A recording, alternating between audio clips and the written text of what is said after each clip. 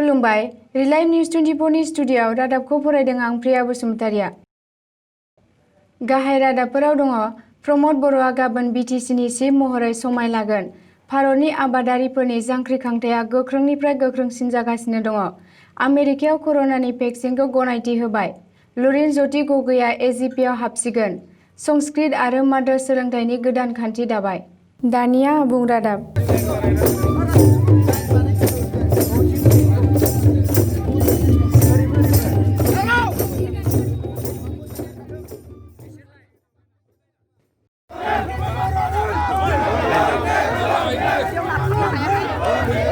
गाबोन बिटिसिनि चिफ बिफाननि थाखाय इउपिपिएलनि आफादगिरि प्रमद बर'आ क'क्राझाराव समायखिरा लासिगोन। गाबोन फुंनि 10 रिंगायाव क'क्राझारनि बड'फा नोगोराव समाय लागोन।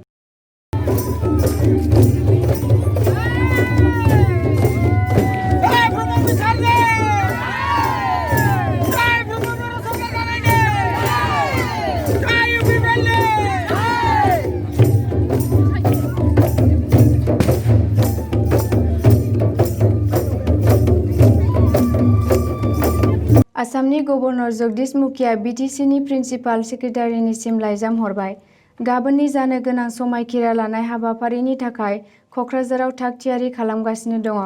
मख'नो गोनांदि बिटिसि सरकारखौ दागोन बिजेपिनि हेफाजाबाव इउपिपिएल हान्जाया इउपिपिएलनि आफादगिरि प्रमद बर'नि दैदेननायाव इउपिपिएल आरो बिजेपि सरकारजों थाफागोन जिएसपिनि सासे बिजाथि।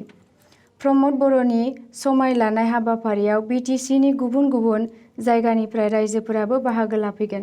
नोजोर होनो गोनांदि गुवाहाटीनि लिलि हटेलाव इउपिपिएल, बिजेपि आरो जिएसपिनि एमसिएलएफोरखौ नोजोरबन्दी खालामनानै दोनदों। गोख्रों रैखाथिनि बेंखनाव लिलि हटेलखौबो बेंनानै दोनदों। इउपिपिएलनि आफादगिरि प्रमद बर'नि बिथोननि अनगायै रावखौबो लिलि हटेलाव हाबनो होआखै। गुबुन फारसेजों बिपिएफनि आफादगिरि बिटिसिनि बारग' चिफ हाग्रामा महिलारीआबो बिटिसिआव सरकार दानो आसा नागाराखै। थांनाय हरावनो गुवाहाटीआव बिटिसिनि बारग' चिफ हाग्रामा महिलारीआ बिजेपिनि दैदेनगिरिफोरजों सावरायगासिनो दङ।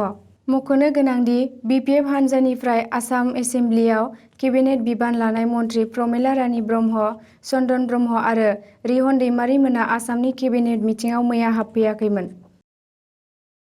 इउपिपिएलनि आफादगिरि प्रमद बर'आ बिटिसिनि चिफ जानानै बिटिआरखौ मोजाङै सामलायनो थाखाय बिटिसिनि बारग' चिफ हाग्रामा महिलारीखौ हेफाजाब होनो खावलायदों।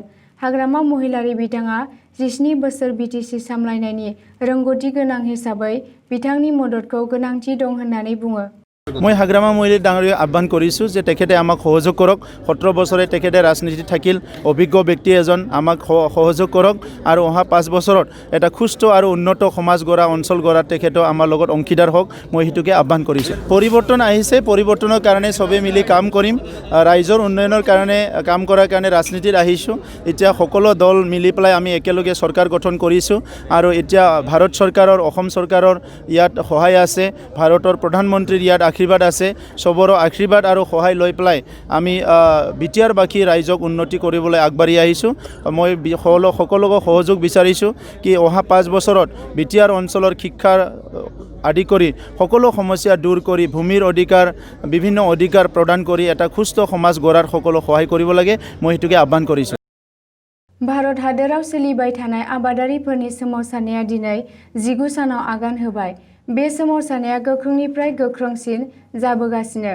दिनै फुंबिलिनि 8 रिंगानिफ्राय जागायनाय बे सोमावसारनाय हाबाफारिया 5 रिंगासिम थागोन। मिरु सोरखार आरो आबादारिफोरनि गेजेराव गोबां बार रायज्लायलायनाय जादोंब्लाबो फेलें जानायखौ नुनो मोन्दों। कर'ना बिजानुनि साग्लोबसारनाया बुहुम नाङैनो गोबां खहा जाबोदों। बेबायदिनो गोबां नाजानायनि उनाव कानाडा आरो ब्रिटेन हादोरनि उनाव आमेरिका जुथाइ हादोराबो कर'नानि भेक्सिन फाइजारखौ बाहायनो गनायथि होबाय। आसुनि बारग' नेहाथारि लरेन ज्योति गगैआ आसामाव गोदानै दानाय राजखान्थि हान्जा आसाम जातीयताबादी परिषद एजिपि हान्जायाव हाबसिगोन होननानै आसुनि बारग' नेहाथारि लरेन ज्योति गगैआ फोरमायनानै लायो। 16 आरो 17 दिसेम्बराव आसाम जातीयताबादी परिषदनि जथुम्माया जागोन। बे जथुम्मायावनो लरेन ज्योति गगैआ खान्थि बायदियै एजिपिआव हाबसिगोन। सोलोंथाइ मन्थ्रि डक्टर हिमन्त बिश्व शर्माया दिनै मेयानि केबिनेटआव सोलोंथाइ खान्थिनि बागै सावरायनानै थांखि लानायखौ फोरमायदों। बिथांनि फोरमायनाय बायदिब्ला 2022 मायथाइनि उनाव हाइ माद्रासा आनजाद जानाय नंला। हाइ माद्रासखौ हाइ स्कुलाव महर होनाय जासिगोन आरो संस्कृत राव सोलोंनायखौ कुमार भास्कर बर्मा संस्कृत इउनिभार्सिटियाव दैखांसिगोन। दिनै आसामनि बारग' गिबि मन्थ्रि रुंसारि तरुण गगৈनो आसामनि गुबुन गुबुन जायगायाव मान बावनायजों लोगोसे मरियनीनि महादेव आगरवाला गोजौसिन गेजेरनि फरायसालिनि गेलेग्रा फोथाराव गाजा गोमजायै खुङो। বিভিন্ন সভাত তেওঁ কৈছিল ৰূপজ্যোতি কুৰ্মী ডাঙৰীয়া তেওঁ দ্বিতীয় পুত্ৰ। বিভিন্ন সভাত তেওঁ কৈছিল যে তিয়কৰ পল্লৱী শইকীয়া গগৈ ডাঙৰীয়ানী তেওঁ দ্বিতীয় জীয়ৰী।